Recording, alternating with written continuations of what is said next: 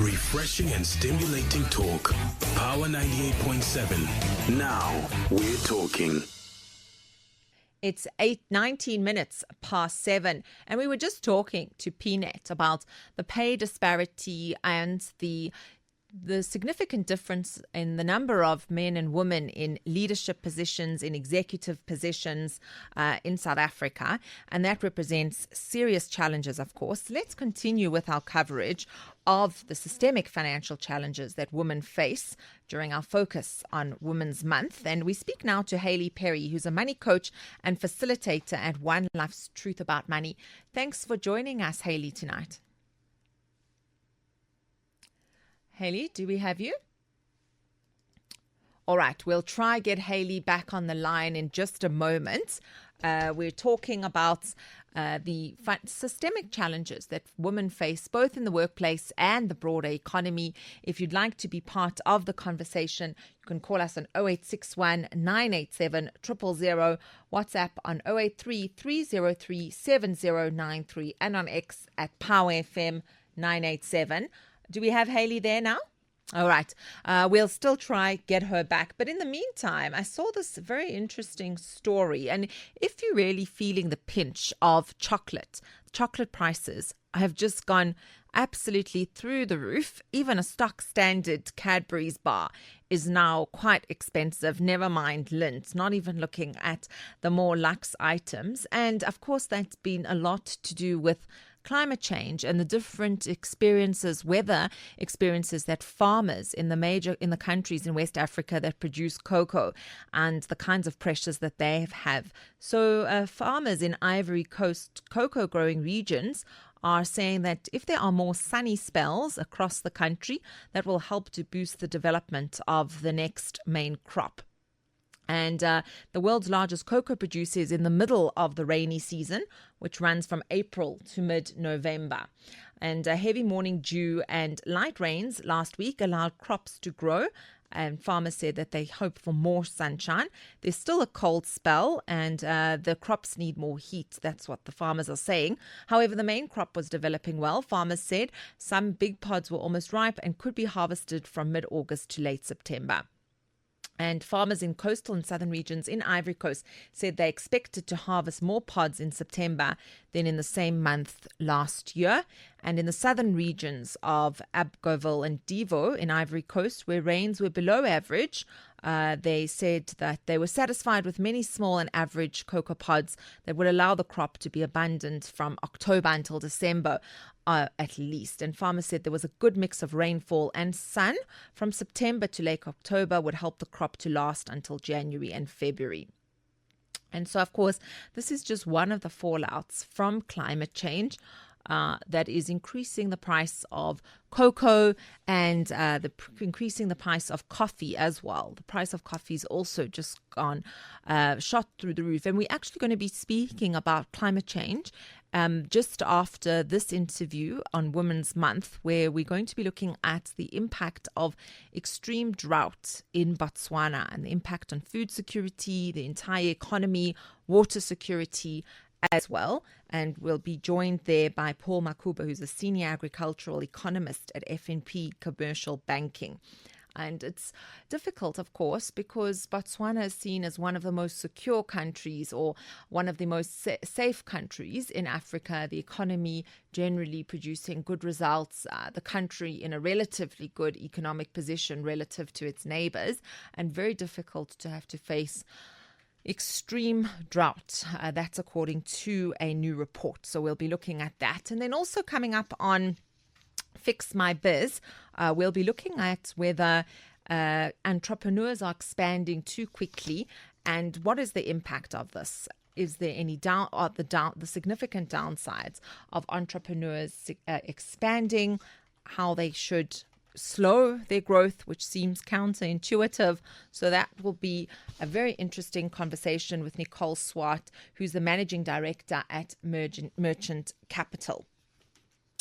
Let's then look at some of the news coming out of, this was a big one about Prosus winning the right to go ahead with their bid for just delivery Just Eat takeaway from the EU competition authorities. And this was seen as the major regulatory hurdle that they would have to overcome until they would be able to take over Just Eat takeaway. And it's part of Process's grand plan to not to really access the European market. It's a huge market for food delivery, and so of course this will be celebrated. The news came out just after the South African markets close, so let's see how investors react tomorrow when the markets open. Let's go now to our focus on Women's Month, where we're speaking to Hayley Perry, who's the money coach and facilitator at One Life's Truth About Money. Thanks very much, Hayley, for joining us, and thanks for holding for us. A survey by One Life Research reveals that nearly half of South African women are the sole financial provider in their households. This, of course, is a tremendous burden for women to bear. Yeah, absolutely. Thanks for having me, and thanks for talking about women and their finances. This is something that we are really passionate about, and I think the first step is acknowledging that women are shouldering a massive responsibility, and unfortunately, 40% of them are doing it alone with no partner or co-parent, and that's a lot of stress in general, and then a lot of financial stress in particular too. I mean, we were just speaking to our previous guest at PNet, who then talks about the pay disparity that women experience. So on top of having to carry the burden of their family, then they're also not able to advance perhaps to the position that they want to go. They also have this pay disparity. So it's a major challenge. But let's talk about some of the other financial challenges that women face, even outside of the workplace, once they've got their salary in their bank account. Yeah, so absolutely. I mean, the gender income gap is definitely something that women need to be aware of, because I think one of the things is, when you're aware of it, you can also start negotiating towards improving your salary. But yeah, there are a couple of factors that impact women and their finances. That's one of them. The caregiving penalty is another. A third matter is that often women live longer than men, and so that's why we have to be even more focused on making sure that we are managing the money that we do have to the best of our ability, because, as you say, we're not earning as much, and often we have to make it last longer. And I think this is, it speaks to this survey that we did about women and their finances. And what was interesting for me is that for most women, the number that's coming up is that 63% of their money is going towards essentials. So, this is not that women are splurging and buying themselves the handbag that they were eyeing in the shop. This is women making trying to make the most of what they do have to cover essentials, and then trying to figure out what to do with what's left. And it's concerning because, for example, it's leaving women exposed in areas that are problematic. For example, only 26% of women have life cover, 5% have dread disease, and 3% have income protection. And when women are underinsured like this, it really creates a lot of risk, not only for themselves, but for the dependents that they're trying so hard to care for too. So we've spoken about the many challenges that women have. What are some of the steps that women can do to take a modest income or an income that is not on parity with their male counterparts and turn that into financial security? So, look, my first recommendation is always get yourself a financial education.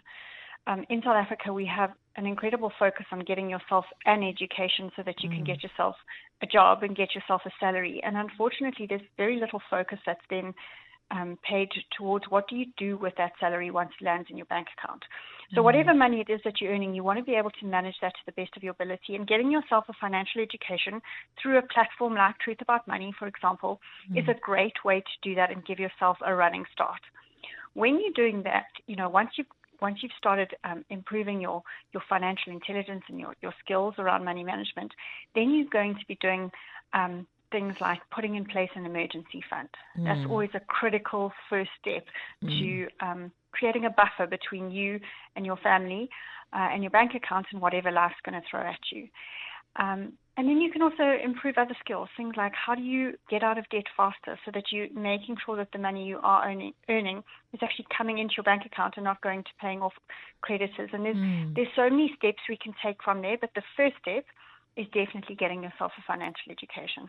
Okay, that's critical, of course, and so much relies on the individual in South Africa. What are the societal ways that a woman can be supported? Yeah, I think that probably goes back to, where we started our conversation, where there needs to be an acknowledgement from both men and women that from a financial perspective, women have a harder job of becoming financially independent. And that is primarily due to the gender income gap that you spoke to, and also to the caregiving penalty, where we find that over the course of careers, more women than men will step out to care for children or aging parents. We saw that during COVID. And so an awareness around this, for example, policies in companies where if you do have to step out for a caregiving role, for instance, that you can come back in at the same level and that your job is guaranteed at that level when you come back in. That is, something that is a small thing from a corporate perspective to do, but would make a massive impact for the woman who has to step out and do that caregiving and wants to come back and contribute at the same level before she left.